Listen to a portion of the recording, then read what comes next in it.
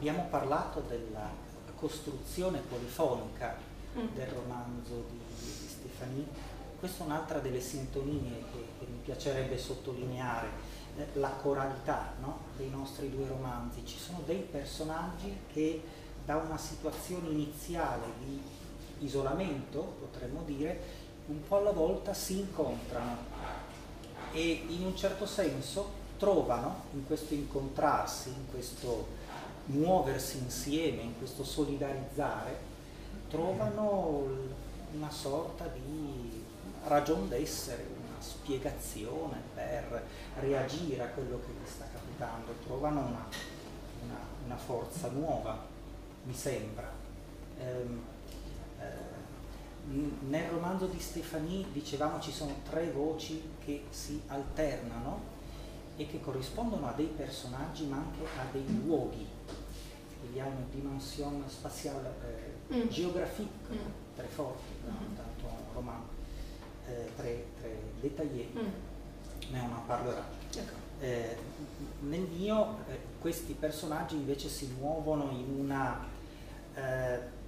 in una geografia immaginaria molto indeterminata, in paesaggi volutamente lasciati in sospeso, che certo possono ricordare paesaggi, soprattutto nelle storie iniziali, paesaggi familiari della provincia anche italiana, ma che via via diventano sempre più lontani, esotici, misteriosi e dicevo prima, minacciosi. Anche nel mio romanzo, ma poi passo al suo, torno al suo, anche nel mio romanzo c'è questo solidarizzare un po' imbronciato, un po' brontolone tra personaggi che scoprono di sopravvivere meglio insieme, di riuscire a affrontare con un piglio diverso le difficoltà enormi e vaghe con cui avranno a che fare. C'était... je voulais que ce livre, cette complexité, complexité pas dans le sens où le livre est difficile à lire, je pense que le livre est très facile à lire, mais je voulais que le livre ait cette complexité de réunir toutes ces perceptions du temps, comme il avait la complexité aussi de réunir toutes ces régions géographiques différentes. Glasgow, Londres, Paris. Et donc c'était en même temps la difficulté et en même temps c'était le côté passionnant du livre.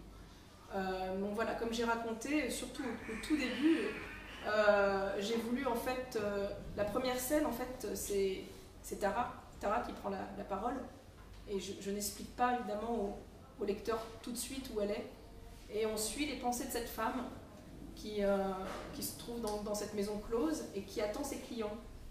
Et elle pense en fait à Alice qui va revenir, qui est un ancien amour. Et elle pense, voilà, ça fait 3 ans et elle revient. Et maintenant, en fait, elle décrit en même temps ce qu'elle voit autour d'elle, c'est-à-dire les autres prostituées, les clients qui passent. Ensuite, elle va avoir affaire à un client, etc. Et ensuite, je vais faire avoir ses rendez-vous amoureux à elle, etc. Donc voilà, mais tout ça est très fluide. Tout ça passe d'un flot de conscience, vraiment, mais comme tout le monde, sauf qu'on ne s'en rend pas compte, mais ce qu'on vit est extrêmement complexe. Enfin, entre nos pensées et ce qui arrive à l'extérieur, et nos projections dans le futur et nos souvenirs, tout ce qu'on vit, chacun d'entre nous en fait vit des choses extrêmement complexes. Le truc c'était de parvenir à l'exprimer dans un roman pour que ce soit extrêmement précis et pour qu'il en fait, y ait toute la subtilité des sentiments qui passent. Oui, c'est vrai.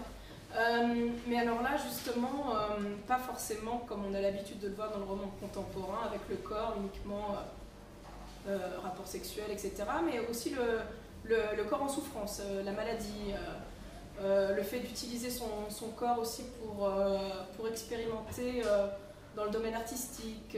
Donc en fait, je m'interroge en fait sur ces frontières du corps et sur le monde en fait du corps, c'est-à-dire enfin l'enfer et le paradis à l'intérieur. Donc, effectivement, il me semble que c'est en fait un sujet qui est relativement peu exploré parce qu'en fait, on explore toujours le même domaine, quoi. Et là, effectivement, les personnages ont une façon de vivre des expériences avec leur corps qui est un petit peu particulière, on va dire.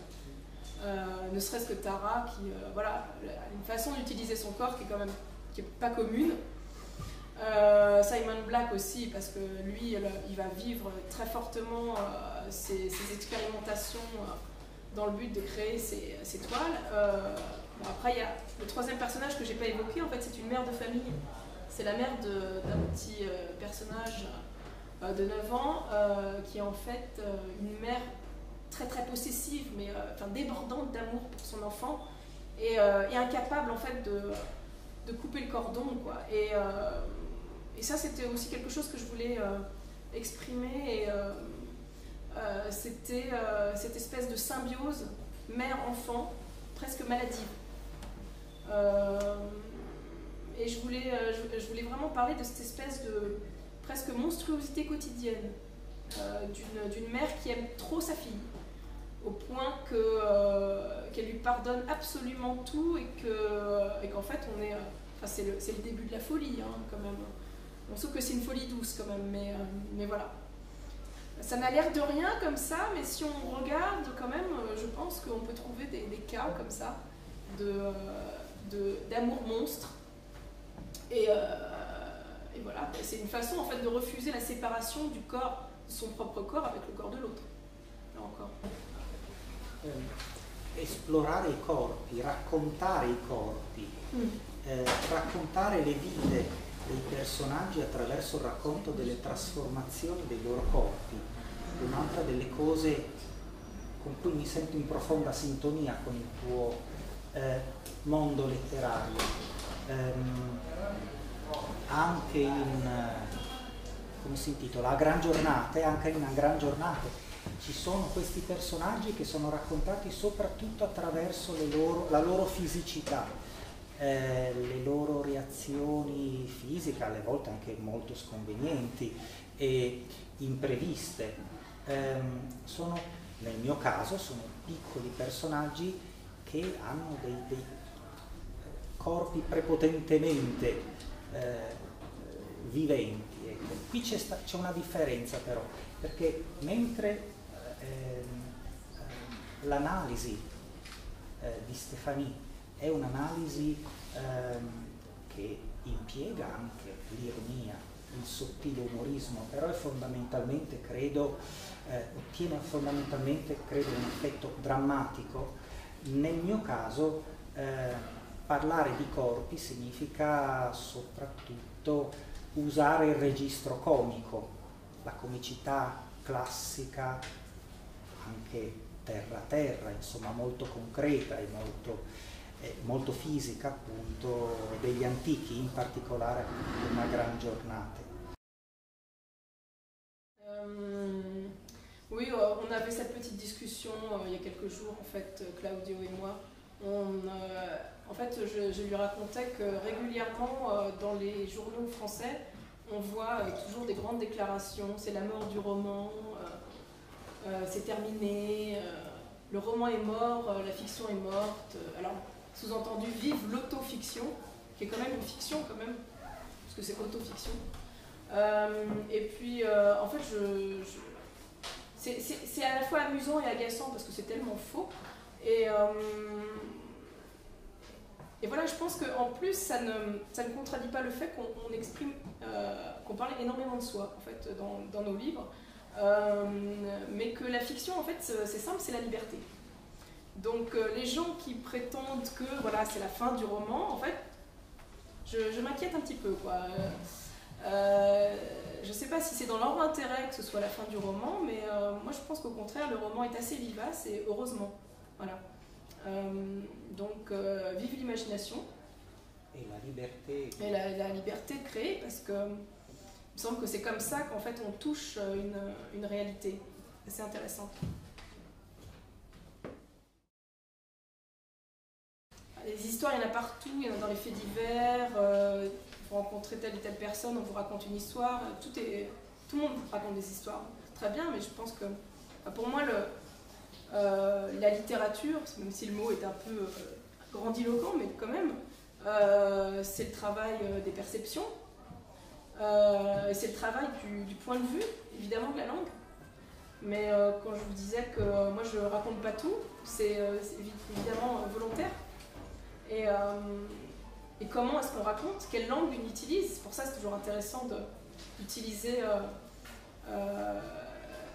la langue à la première personne, le jeu. Parce que quand vous utilisez un jeu, vous faites le portrait d'une voix. Et en fait ça c'est le terme de Yourcenar. Marguerite Yourcenar disait un livre à la première personne et le portrait d'une voix. Je trouve ça intéressant parce que tout d'un coup, il y a une sonorité particulière, c'est la personne qui vous parle en particulier. Sachant que du coup, vous n'allez pas prendre pour argent comptant, vous n'allez pas croire forcément tout ce que la personne dit, mais par contre, vous l'entendez assez fort. C'est ce qu'on essaie de faire.